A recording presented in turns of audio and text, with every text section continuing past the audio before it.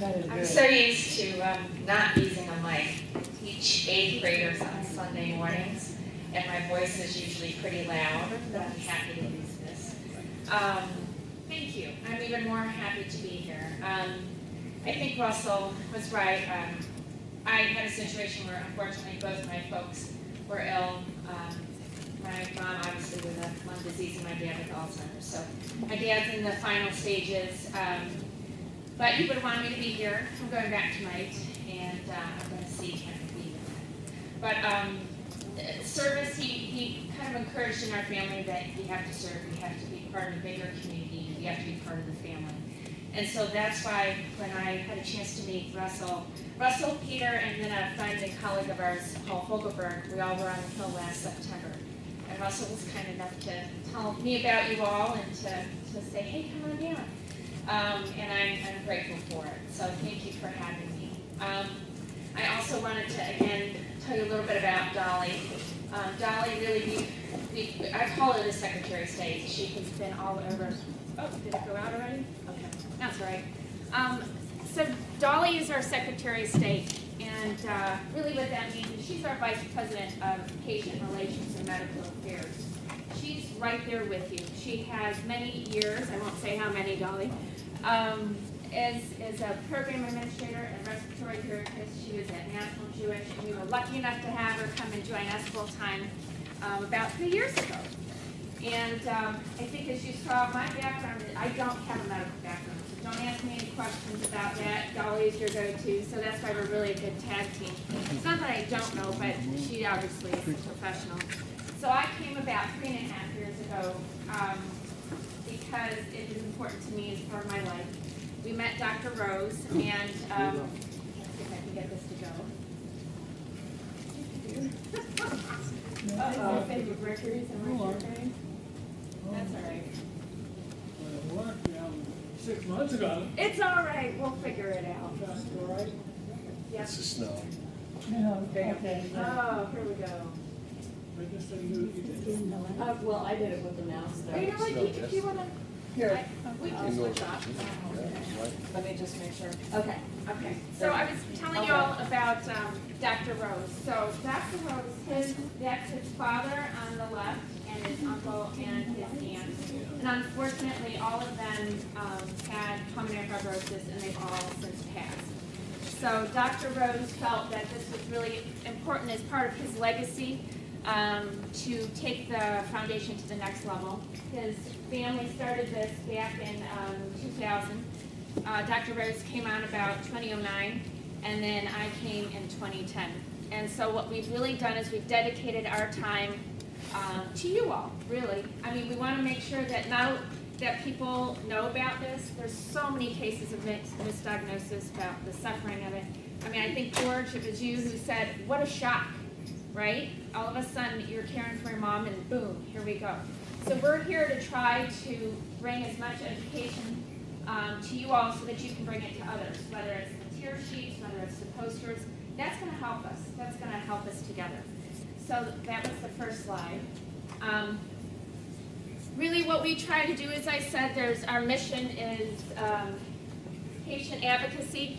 We're the leading patient advocacy organization. We see that we're here to help you and for you to help us. We do believe in research, peer-reviewed research, because while we're waiting and here together, we want to know that things are actually happening. So we do fund research. We educate, like I just said, we have materials that we share with other folks about the disease. And we feel that through this, we're going to be a very impactful organization if we hear what you're thinking and we're doing what we all should be doing together. So this is what I was talking about. One key component is the research. We are trying to expand research funding. We work with both the academic institutions as well as industry collaboration. We can't do it in a vacuum, nor should we. We want to make sure that we can bring together the best brains so that we can move things forward. We try to facilitate and expedite trials, and we have just announced that we're moving forward with a national patient registry and a care center initiative, the CCN and the registry. So we maybe what we can do is, before we get into that, Dolly will tell you a little bit about some of the research that we've been working on so far. So we've talked a little bit about what the foundation does, but the research grants are really a key component of our organization. We have several grants that we award annually. They're a 2-year award. The physicians actually compete for these awards. So they put in their applications, we review them. We have what we call our medical advisory board, with a component of that being our research advisory committee. This committee is a lot of very well-known pulmonologists and researchers. They take all of the applications and they score them so that we fund the best research that we can. There are a lot of research applications that are really outstanding, but we have to choose what we think will make the biggest impact and what we can afford. So we have the Albert Rose Established Investigator Awards. Those are for investigators who are greater than 5 years into their academic standing.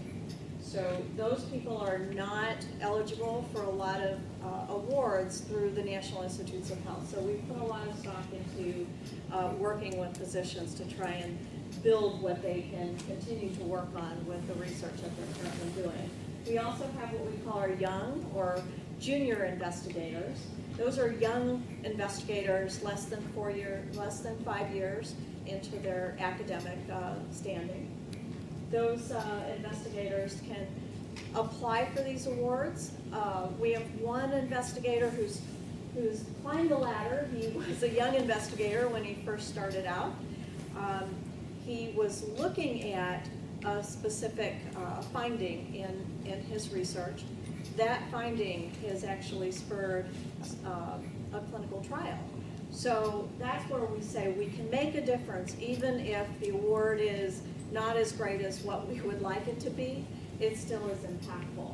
We also work with other organizations, the American Thoracic Society, the American College of Chest Physicians, to co-fund grants with them, so partnership grants.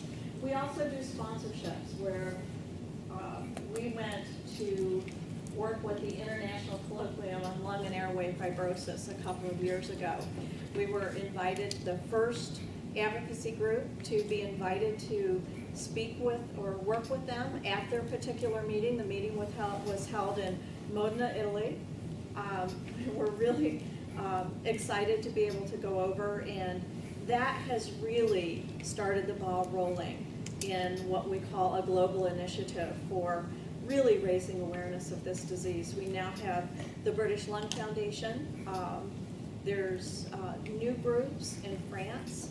There's a couple of new groups in the United Kingdom.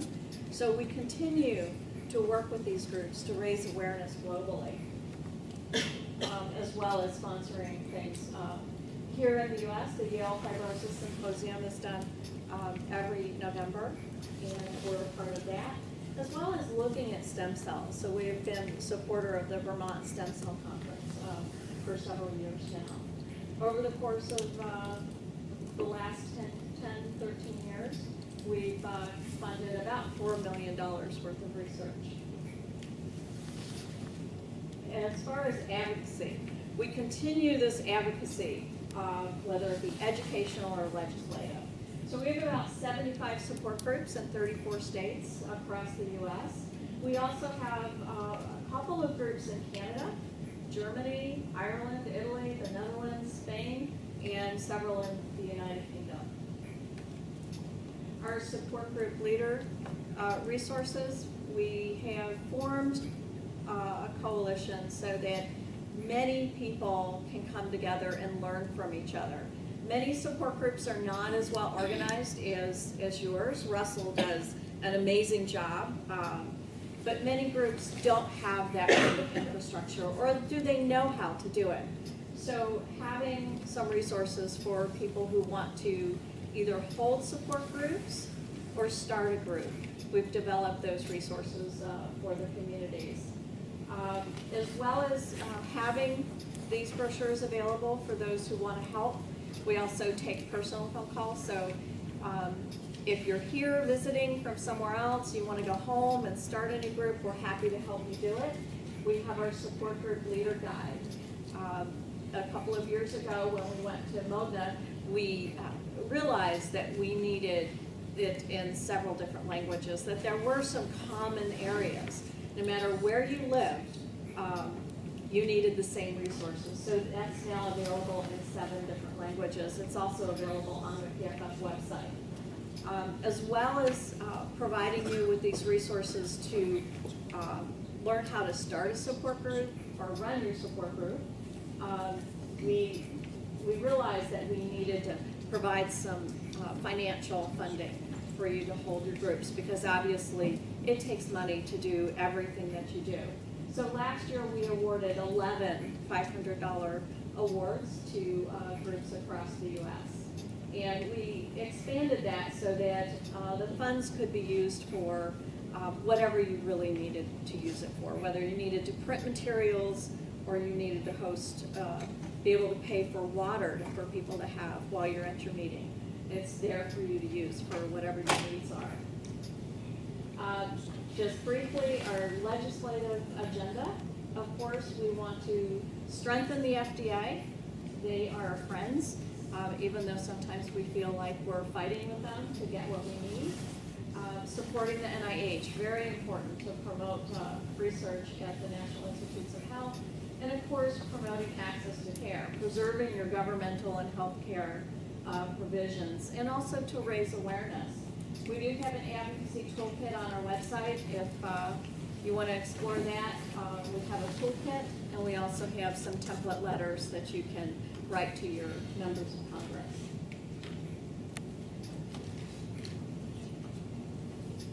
So educational events and conferences we continue to do. The meeting here at the top right-hand side of the screen is the meeting that we held in the United Kingdom in Nottingham. It was an amazing event. We had over 200 people show up for that event. I don't think any of us realized that so many people would come from so far. It was really an outstanding event, and everybody really enjoyed it. So our goals, of course, are to improve patient and professional education, whether it's the patients, the caregivers, or professionals. We want to continue to educate everybody so that those of you in this room benefit from all of that education, whether it's us helping your doctors learn more about the disease or directly educating patients and caregivers, raising disease awareness, and of course increased research funding, and really enhancing your support group experience. Our materials that we have available, a lot of you have them sitting in front of you, the brief bulletin, our new patient information guide, the support group leader guide, our new brochures to understanding PF, and the posters are fairly new. And for those of you who were at the summit, you may have remembered if you were at our meeting, somebody raised their hand and they said, "Why aren't there posters?"